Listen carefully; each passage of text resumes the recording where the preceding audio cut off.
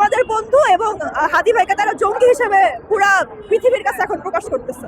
এত বছর বিদেশে ছিল, এখন একদিন এসে তার এনআইডি হয়ে যায়, কিন্তু ইন্ডিয়া থেকে একজন মানুষ আনা যায় না, বা আমাদের বাংলাদেশের কেউই ইন্ডিয়া যে কোনো পদক্ষেপ নিচ্ছে।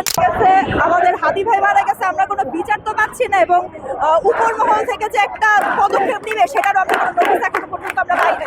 তো এটা আমাদের কাছে একটা বড় ব্যর্থতা। যেভাবে করে আমরা অন্যায়ের বিরুদ্ধে আন্দোলন করতেছি সম্ভবত হবে, কিন্তু এখন পর্যন্ত আমরা জুলাইয়ের বিচারটাই ঠিকভাবে পাই নাই। শেখ হাসিনাকে এখন ইন্ডিয়া থেকে দেশে নিয়ে আসে নাই।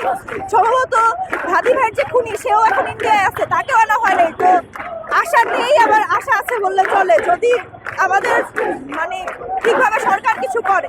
হ্যাঁ, অবশ্যই তারা এখানে ব্যর্থ, কারণ তারা এখন মেনিয়া দিতেছে কোন বিএনপি নেতা আসছে, কোন নেতা আসছে, কি আসছে, এগুলো নিয়ে তারা কিন্তু হাদি হত্যার জিনিসটা ধামাচাপা যেভাবে করে দেওয়া যায় ওভাবে করে ধামাচাপা দিচ্ছে।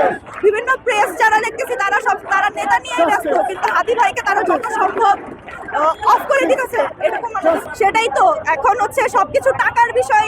তো আমাদের দেশটা হচ্ছে টাকা দিয়ে কেনা যায়, প্রত্যেকটা মানুষকে হচ্ছে আমরা টাকা দিয়ে কিনতে পারি।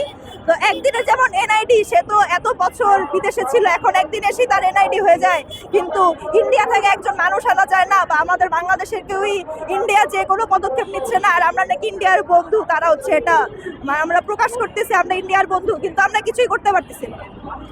আমরা যদি ইন্ডিয়ার বন্ধু হইতাম, আমাদের দেশে এত বড় একটা কাজ হয়েছে, তারা শেখ হাসিনাকে রাখছে, একটা রাজনীতিক নেতারে মেরে ফেলছে, সেটা না ইন্ডিয়া কোনো পদক্ষেপ নিচ্ছে না আমরা কোনো পদক্ষেপ নিচ্ছি, এবং তারা বলতেছে কি ইন্ডিয়া আমাদের বন্ধু, এবং হাদি ভাইকে তারা জঙ্গি হিসেবে পুরা পৃথিবীর কাছে এখন প্রকাশ করতেছে। আসলে তার মান সম্মান নাই, তো এর জন্য সে পদত্যাগ করতেছে না। মান সম্মান থাকলে সে পদত্যাগ করতে, টাকাগুলো নিয়েই যাবে। নির্বাচনের একমাত্র 1 মাস আছে, কি আর করার। তারা ক্ষমতাই আছে 1 মাস, 90 দিনে কি বিচার করবে? এরপরে বলবে আমরা তো এখন ক্ষমতায় নেই, নির্বাচনে যারা জয়ী হয়েছে তাদের উপরে দেয়। হ্যাঁ, অবশ্যই তারা ব্যর্থ, এবং আমার যতদূর মনে হয় যে ইন ফিউচার যারা নির্বাচনে জয়ী হবে তারাও এটার বিচার করবে না। তখন বলবে তখন তো আমরা ক্ষমতায় ছিলাম না, আমরা কি বিচার করব? বাংলাদেশে কোনো কিছুর বিচার এখনো হয় নাই, হওয়া সম্ভব না, কারণ আমাদের বাংলাদেশে যারা উপরই পর্যায়ে আছে তারা প্রত্যেকেই হচ্ছে খারাপ। তারা শুধুমাত্র লোভ আর ক্ষমতার দিকেই, তারা যে আমরা যে এখানে জনতা করতেছি, তারা আসলে জনতার কথা ভাবে না, তারা শুধুমাত্র নিজেরটাই ভাবে, এবং ম্যাক্সিমামই রাজনৈতিক নেতারা হচ্ছে ফ্যাসিস্ট। আমরা আমাদের গণতন্ত্রের জন্য যাদেরকে পেয়েছিলাম তাদেরকে তো মেরে ফেলাই হইতেছে। গণতন্ত্র নিয়ে যারা কথা বলে তাদেরকে মেরে ফেলা হয়, আর যারা ক্ষমতা নিয়ে কথা বলে তাদেরকে উপরে পর্যায়ে আরো উঠানো।